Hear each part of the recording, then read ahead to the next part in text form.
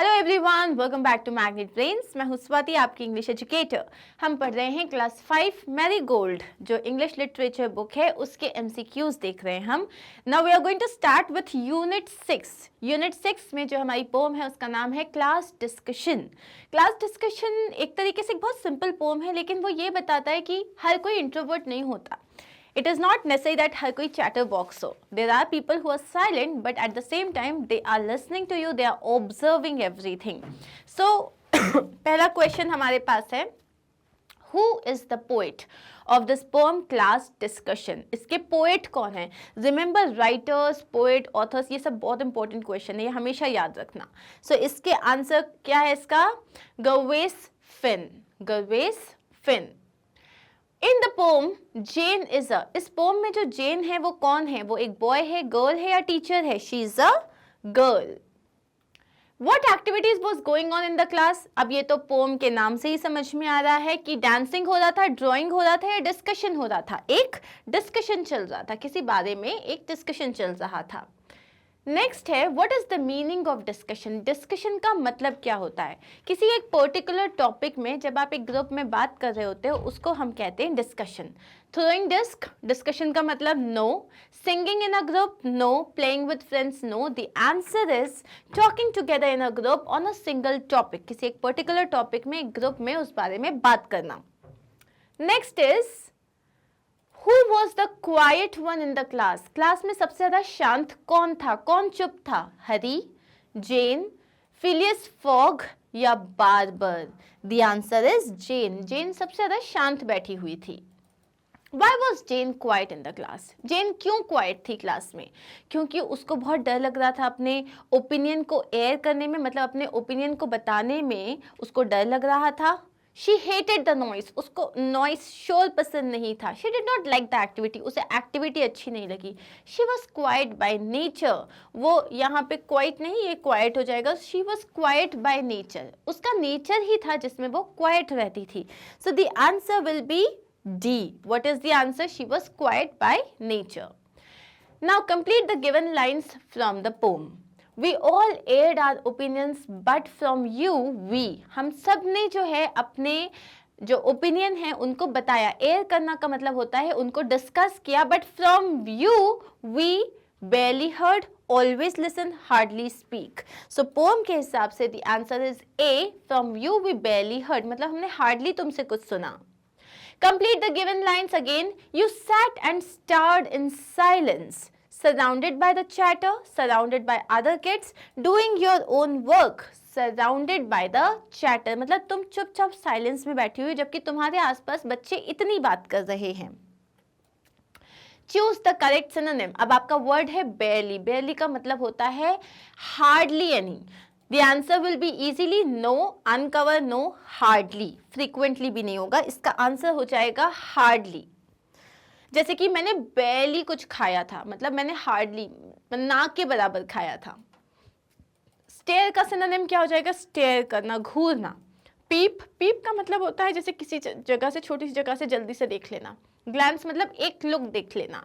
Glimpse का मतलब होता है एक झलक, अगेन. और gaze का मतलब होता है देखना, गौर से देखना. तो answer will B gaze. Matter का सिनोनिम क्या होता है? Like what's the matter? क्या प्रॉब्लम है, क्या ट्रबल है, क्या इश्यू है? तो मैटर का सिनोनिम हो जाएगा सिचुएशन, इश्यू, यूज या सोल्यूशन. क्या हो जाएगा answer? B, issue. Next is quiet का एंटोनिम ढूंढना है, ऑपोजिट वर्ड. क्वाइट का मतलब क्या होता है? इसको हम क्वाइट कर देते हैं. क्वाइट का मतलब होता है शांत रहना. साइलेंट ऑपोजिट होगा नो. बॉइस्टरस, नॉइसलेस का मतलब जहां नो नॉइस होती है. डम मतलब चुप. सो द ओनली वर्ड जो कि क्वाइट का ऑपोजिट है वो है बॉइस्टरस, मतलब ज्यादा शोर. Next is choose the correct antonym of the word opinion. जब आप जो है अपना एक ओपिनियन दे रहे हो, मतलब आप एक अपना विचार शेयर कर रहे हो, इसका ऑपोजिट क्या होता है? वर्डिक्ट देना. वर्डिक्ट मतलब आप बता रहे हो यही होना चाहिए, मैं बोल रहा हूं यही करना है. विचार देने का ऑपोजिट होता है वर्डिक्ट देना. So answer will be B, verdict. अब है डिस्क्राइब जेन. जेन कैसी लड़की थी? Quiet, did not air her opinion, sat and shared you know stared others, quiet को हम अगेन ईटी कर देते हैं।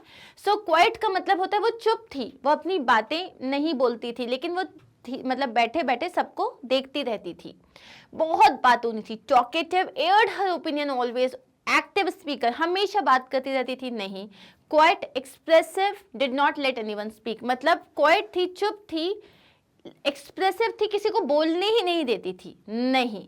द आंसर इज ए, कि वो चुप थी, अपना ओपिनियन नहीं बताती थी, लेकिन सबको बैठे बैठे ऑब्जर्व कर रही होती थी। ओके, आंसर हो जाएगा इसका ए। हु इज अ चैटरर, एक चैटरर कौन होता है? जो बहुत कम बात करता है, या जो एक वर्ड भी नहीं बोलता, जो बहुत बात करता है, या none of the above? Answer will be जो बहुत बात करता है, who talks a lot. Now which is the opposite of the word important? Important का opposite word क्या हो जाएगा? क्या लगाओगे prefix? Dis, un, in या none of the above? Answer is unimportant. Important का opposite हो जाएगा unimportant. Who looked up? जब मैम ने उससे बात की तो किसने ऊपर देखा? Obviously जेन ने। Meaning of plain.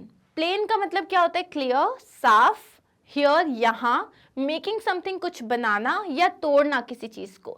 So plane का मतलब होता है it was like plain water, clear water. Okay, meaning of aired, मैंने अपने ओपिनियंस एयर किए, मतलब शेयर किए, पब्लिक किए। Only just make public, not bad. The answer is to make public, मैंने अपने ओपिनियन शेयर किए मतलब पब्लिक किए। मीनिंग ऑफ स्टेयर, अभी स्टेयर का हम देख चुके थे, किसी चीज को घूरते हुए देखना। Only just, no, not bad, no, make public, no, look fixedly with eyes wide open, stare. Okay? When Jane replied, जब जेन ने आंसर दिया टीचर को, तो क्या वो घबराई हुई थी? लाउड थी बहुत ज्यादा, क्लियर एंड लो या clear and high? Answer is she was clear and low. ऐसा कहीं नहीं था कि वो बात ही नहीं कर पा रही थी। And we are done with this poem as well. मिलते हैं हमारे नेक्स्ट वीडियो में। सारे वीडियोस को आप ढूंढोगे, पता लगाओगे इनका कैसे, मैग्नेट ब्रेन्स पे। अब आपको इसमें पता नहीं लगाना पड़ेगा, ढूंढना नहीं पड़ेगा, because this is the only way जिसमें आपको प्लेलिस्ट सामने सामने मिल जाएगी। क्या करोगे, ये तुम्हारा ये हमारा होम पेज है मैग्नेट ब्रेन्स का, यहाँ क्लासेस नीचे पूरी मेंशन्ड है। आप क्लास सेलेक्ट करोगे, जैसे आपने क्लास 5 सेलेक्ट किया, फिर आप सब्जेक्ट सिलेक्ट करोगे marigold, then you have to select a topic, unit 1, unit 2, unit 3, सब में 2-2 चैप्टर्स हैं, सिलेक्ट करो एंड आपका वीडियो स्टार्ट हो जाएगा। That is it. Thank you so much once again for being with me. मिलते हैं हम हमारे नेक्स्ट वीडियो में। Do not forget to like, share and subscribe. Bye.